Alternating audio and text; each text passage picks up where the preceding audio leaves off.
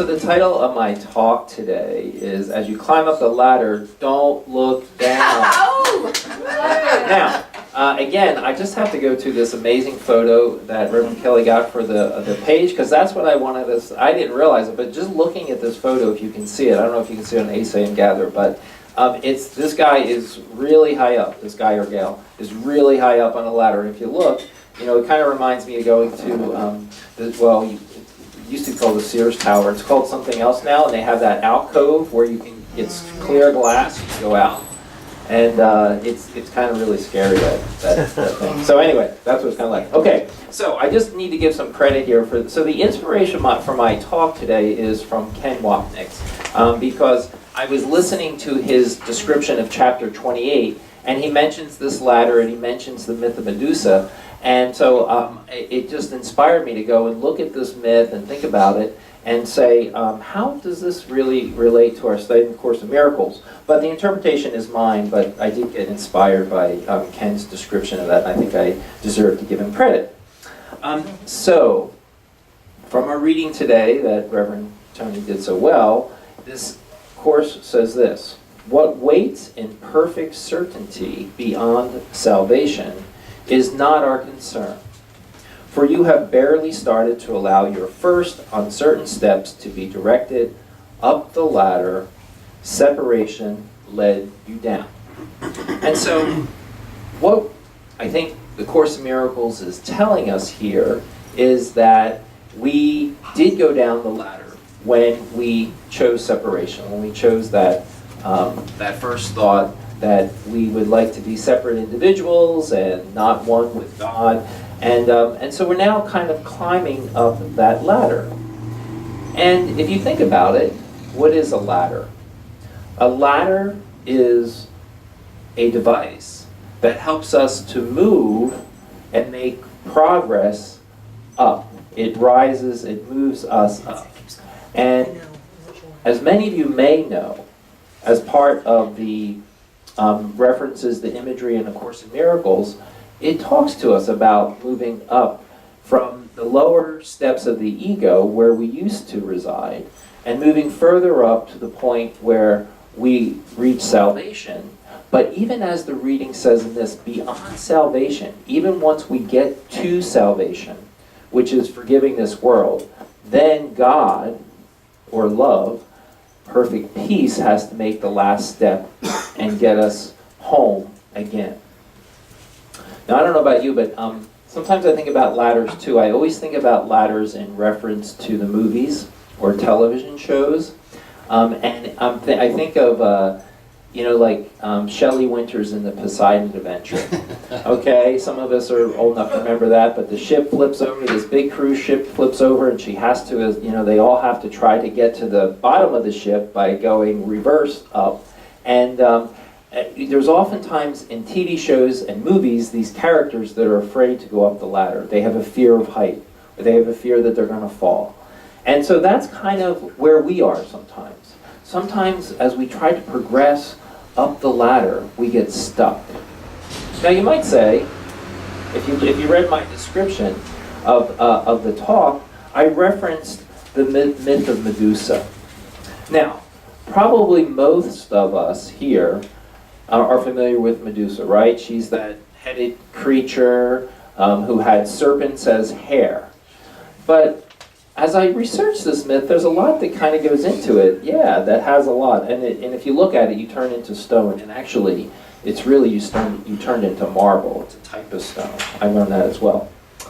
So the myth of Medusa comes as part of a larger piece of work by Ovid, who was a Roman poet during the period of Augustus, which was the golden age of the Roman Empire. And it came from a larger piece of work known as the Metamorphosis, not the same one that from the modern European version. And this is the story. So Medusa was actually the most beautiful maiden in Athena's temple. She was gorgeous, beautiful.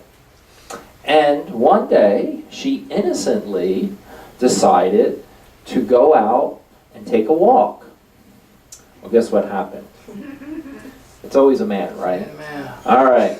Zeus, never having seen her before, suddenly fell in love with Medusa and decided that he wanted to be with her. Well, Medusa knew that that would upset Athena, and he rejected her and ran inside the temple. Well, Zeus is, he's like in the Greek mythology, he's the #1 god. So he got in there and he basically rapes Medusa. Now, isn't this so true? Athena finds out, who's a goddess as well, right? A very powerful goddess in Greek mythology. And what does she do? She punishes the woman. Right? She punishes the woman. Okay, so Medusa is then by Athena being, angry and jealous, turns Medusa into this a creature from Greek mythology known as a gorgon. Okay, a gorgon. A mortal gorgon though. Alright? And a gorgon is this, basically female creature that has serpents coming out of her hair. And again, the curse was that if anyone was to look onto Medusa, they would turn to marble or stone. And so that's what we have in the story. Now, Medusa is then banished to some rock with the other gorgons and somewhere in the Mediterranean or the Aegean Sea. And what happens is somebody else comes along as part of the story. His name is Perseus. Okay, Perseus. And Perseus was also actually born of an encounter that Zeus had with his mother, Polydectes. But at that time, they were part of a city that was ruled by a jealous king, and he heard that his relative had this child through Zeus, and he said, "Oh my God, this child's going to grow up and overthrow me one day." So he took Mom, and he took Perseus and put him in this wooden container and threw him off a cliff into the ocean, right? Expecting that they would drown and die. Well, a nice fisherman picks them up, takes them, and become part of another village, further away. Perseus grows up, and Perseus has daddy issues. Okay? Because his dad is Zeus, right? His dad is Zeus. And Zeus lives in another dimension of time. And so he never sees his dad. And he's always complaining to his mom, Polydectes, "When's dad going to come see me?" And she's like, "Your dad's a god. He's kind of busy." That's what he said, kind of busy. All right? How many of us have heard that one? All right. Anyway, Mr. Dad's busy. And as a consequence of that, he has some issues. Now, along comes another king. The king of where they're living finds out that Perseus' mom, Polydectes, is very beautiful. And he summons her and Perseus to see him. And as soon as he lays eyes upon her, he wants to marry her. They go back home, he gets a message, "Hey, the king wants to marry you." And she says, "No, I don't want to marry him because I have my son to take care of me, Perseus, and I'm not interested in marrying this cranky king." So what happens then is that the king realizes, hey, as long as Perseus is around, he heard the story, he knew that Perseus is supposed to be Zeus's son, and Perseus is like all the other, so that makes him like a demigod, like a semigod, right? So he knows this, and he says, okay, this guy's a stud, and he's going to kick my butt if I try to marry his mom, right? So what does he do? As king, he sends him on a mission.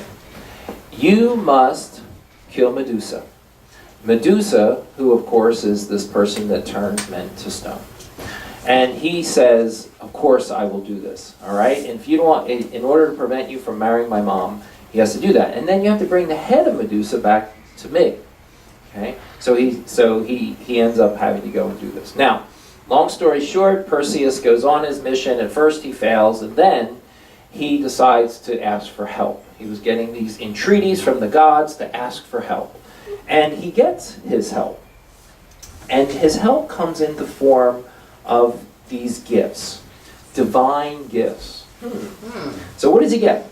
He gets the helmet of Hades, which will make him invisible to Medusa. He gets a magic bag in order to carry the head, because remember, he has to bring the head back, and he still can't look on the head, right? He gets winged sandals from Hermes, so because she's in the middle of this far-off island, so that he can fly there. He gets a shield from Athena, which would show him Medusa's face in a reflection, all right? And that way he would not be turned to stone. Remember, if you got to chop someone's head off, you got to be able to see where their head is, their neck is, right? So he's got to be able to see it. All right? And then he's also given a sword that's sharp enough to cut off her neck. So, again, Perseus now has everything that he needs. I mean, poor Medusa, right? And she has no hope. She can't see him.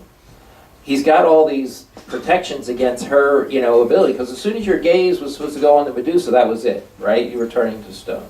So what happens is Perseus comes up, chops off Medusa's head, puts it in this bag, this magic bag, comes back to his mother Polydectes and the king, and she's in the court at that time. He shows up with the head, and he says, "Hey mom, look over there. Hey king." Shh. And then he shows the king the picture of it shows Medusa's face, and he turns the marble, and mom no longer has to marry the king. So we have our little story there. Now, there are many different ways. Okay, and I should say that in Greek mythology, probably some of you know this. Perseus is the guy. He took on a titan and used the head to turn a titan to stone and all that. So even Medusa's head, even though it was chopped off, it still had this power that was given to it by Athena. Okay, but now let's look at this myth from the standpoint of A Course in Miracles. And I'm just going to have to let's excuse for now the genders for a minute and just look at it from this way. And the way that I'm seeing this Medusa is that, in one way Medusa is the ego for us, okay?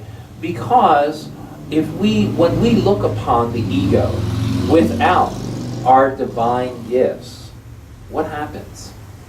We give them life. We give those situations, those relationships, those things that we see about us, we give them the interpretation of the ego. And so, kind of I think what we experience from this is we experience Medusas at different levels as we go through our climb to salvation, down from the ego, right? So the Course tells us we started down there. We start at the bottom rungs, and I know a lot of us here, I have no idea how to assess where we are in different rungs of the ladder, but I think a lot of us are making our way well. And some may be enlightened. I have no idea how to assess that. But what I do know is that along my way up the ladder, I do experience Medusas. I do experience the ego. And what happens is that when I don't look on it with Spirit, Holy Spirit, or I still like to use Jesus, all right, in my mind, I'm like, okay, Jesus, help me with this situation. I know that son of the bee is not a son of a bee, but it feels like a son of a bee. Okay, so we look at it. I had this recent experience at my workplace. I have a new supervisor. I've had a new supervisor for the past 2 years. And there was something that she said to me, at least my perception of what she said to me early on. She said to me, I was in her office a lot giving a consultation about this client that we work with. I'll say student that we work with. And I think she was getting annoyed that I was having so much to say about it. But she said, what I heard, she said, I think you want to be principal. And I didn't respond to it as I was walking out the door. But at that point in time, I clicked in my ego, I got a resentment, I got a grievance. And since that time, I've avoided going into her office almost exclusively, and I've kind of shut down. And this week we had some really bad situations, tough situations at my workplace. And so as a result of that, I realized that I wasn't communicating with my supervisor, and I needed her to do certain things. And so, if you will, I had to go and speak to her. And I went into and speak to her, and we just had a very good conversation. I had a laundry list of issues, that either grievances or situations that needed to be resolved. And we came to some agreement. And she was like, yeah, I'm willing to do this. And she doesn't remember the conversation that way. She doesn't even remember it. And so anyway, this is how. So and what I realized is that when she made that comment, my ego perceived it as like somehow she was threatened by me, or she was annoyed, or whatever it was, and so I shut down communication. And I turned to stone, didn't I? Right? Because now our communication, I'm head of a department at this workplace, and now our thing isn't working. So the communication flow stopped. So that was kind of my experience. Now, what I learned from this is kind of taking a look about it. If Perseus in the story gets divine gifts, what are some of our divine gifts? And one of the things that I thought about was, first of all, I thought of the Song of Prayer. And in the Song of Prayer, it talks about that the way we move up the ladder of salvation is through prayer. We ask, right? And through this process, I do have to say that, I was praying. I go to work, I have authority issues. I have fear of the authority. I have lack issues. I feel like we don't have enough resources. And these things sometimes control me, okay? And so, what do I have to do? I have to pray. I have to turn it over. I have to be willing to be honest. I have to look at it with Jesus, and that's what I did in this situation. Now, so prayer is one of our divine gifts. How about the shield? What is our shield in A Course in Miracles? And this is what I thought about. In further in this reading in 28, we didn't get to it today, but further on in chapter 28 it says this: nightmares are childish dreams. The toys have turned against the child who made them real. Yet can a dream attack? Okay, so I give this system or this supervisor all this power, right, over me, because I have these dreams. But when I remember, what's my reality? Right? That's one of the things that we keep going about. What's my reality? My reality is that actually I'm joined with my brother and sister, my supervisor, and when I join minds like I did, then we come up with solutions. But when I perceive them as the other, when I perceive them as attacking me or something separate, then that's what it is. But I think one of the pieces we have to remember is we go through these ego attacks, or Medusa experiences, if you will. We have to remember that, oh, wait a minute. That's the advantage that we have. This is a dream. No matter what it seems like. The Course says they're all blown up toys. Just, how about if we could have that presence of mind, It's like this sense of humor. If we can have that sense of humor, then that's what really helps us dealing with these situations. When we're dealing with financial issues, when we're dealing with this, when we're in our special relationship and not the holy relationship part, right?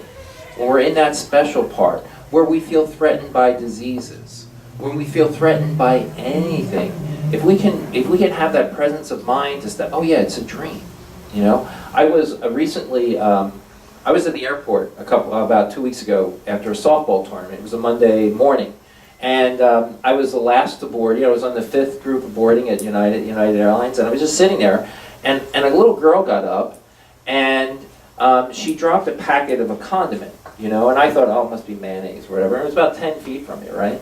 So I'm just sitting there. It wasn't something valuable, so I didn't have to have her give it to her. But I could have got up and, threw it away or did something with it, right? But no, I said, oh, I'm just going to leave it there. So I'm sitting there, a few minutes later, and another group boards, and this guy walks by. He steps on it. It turns out to be ketchup 10 feet away and splatters it.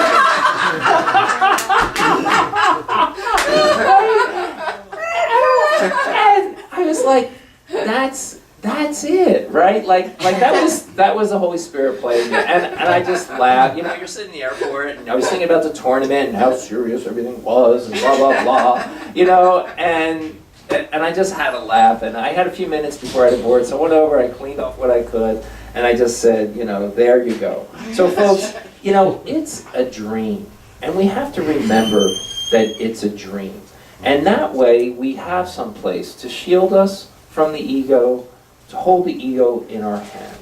And the last thing I'd say is it's our desire. I think our desire is also really, really important as we confront our Medusas.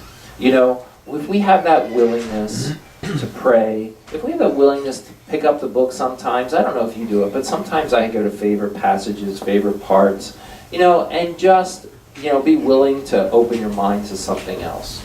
And when we do that, you know, remember we're also saving the Medusa. Because remember, the ego is just a thought in our mind as well. It's just a thought system. It's a thought system of separation. That's all it is. It's innocent. It thinks it's doing the right thing. Medusa was a maiden, remember. And then somebody else had a wrong interpretation and punished her unjustly.